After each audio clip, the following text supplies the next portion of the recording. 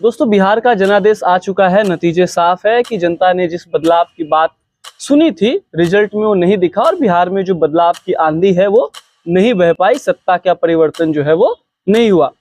हालांकि रिजल्ट आने के बाद चर्चा का एकमात्र केंद्र बिंदु बने हैं प्रशांत किशोर। हमने बहुत सारे वीडियोस में आपसे कहा भी है कि उनके जो वादे थे, जो दावे थे, अब उन पर भारी पड़ रहे हैं और रिजल्ट आने के बाद से ही प्रशांत किशोर अभी तक मीडिया के सामने नहीं आए हैं।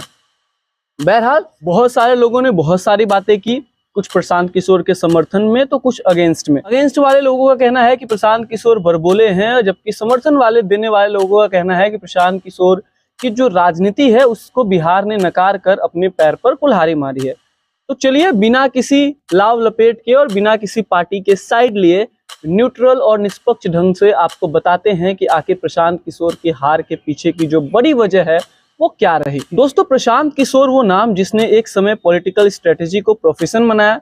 इस बार मैदान में खुद उम्मीदवार बनकर चुनाव में आए थे, पर सवाल वही कि आखिर पीके की नैया मझधार में क्यों फंस गई। राजनीति की एक एक जटिल गुत्थी सुलझाने वाले प्रशांत किशोर आखिर बिहार की इस जटिलता को समझ नहीं पाए या इसे आसान समझ लिया। दोस्तों, जब प्रशांत किशोर ने बिहार में अपना मिशन आज से 3 साल पहले शुरू किया तो उनका जो मॉडल था काफी अच्छा था। घर घर जाकर संवाद करना। लोगों को शुरुआत में लगा भी कि जो तीसरा विकल्प है अब उनके सामने प्रशांत किशोर की जन सुराज पार्टी के रूप में आ गया है, उनको एक तीसरा विकल्प मिल गया है। पीके ने खुद को मंडल बनाम कमंडल की राजनीति से परे एक नई सोच के रूप में पेश किया। लेकिन जैसे जैसे चुनावी माहौल गर्म हुआ, प्रशांत किशोर की बोली और सख्त हो गई और जो उनका आत्मविश्वास था वो आत्मविश्वास अब थोड़ा अहंकार बन गया। जैसे जैसे चुनाव सामने आया, लोगों ने नोटिस किया कि प्रशांत किशोर बिहार में जिस राजनीतिक संस्कृति को बदलने चले थे, स्वयं भी उसी राजनीति में यानी अहंकार की राजनीति में घिरते हुए दिखते हुए चले गए। नेताओं पर तीखे हमले, बार बार यह कहना कि बाकी सब फेल है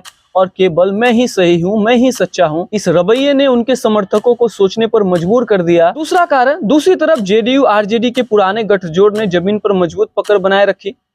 बीजेपी ने भी जातीय गणित को ध्यान में रखकर रणनीति तैयार की। पीके का जो संदेश था वो गवर्नेंस और विजन पर तो था, लेकिन जमीनी नेटवर्क पर उनके कार्यकर्ताओं का जो काडर था वो बहुत ज्यादा कमजोर था। इस चुनावी सफर में जोश तो बरकरार रहा, पर जनता का भरोसा खिसकता गया। ये सच है कि पीके के नया बिहार का जो सपना था वो खूबसूरत था, पर उनकी राजनीति जमीनी हकीकतों से कटने लगी थी। उनकी सबसे बड़ी गलती ये थी कि उन्होंने वोटर की मानसिकता को नाराज तो समझा, पर विकल्प बनने की प्रक्रिया को हल्के में लिया। दोस्तों, बिहार की राजनीति में बदलाव आसान नहीं है। इसे पूरा होने में एक पूरी प्रक्रिया है जिसमें 10 साल 15 साल का जो समय है वो लगता है, और प्रशांत किशोर इतना समय देंगे जितना हम उनको समझ पाए हैं। 2025 का जो जनादेश है वो प्रशांत किशोर के लिए एक बड़ा सबक है कि राजनीति सिर्फ रणनीति से नहीं बल्कि संगठन और विनम्रता से चलती है। कहानी बताती है कि असली राजनीति कागज पर नहीं, जनमानस के दिल में दिखती है। तो प्रशांत किशोर का भविष्य क्या होगा ये तो खुद वो आकर बताएंगे जब वो मीडिया से मुखाफिर होंगे।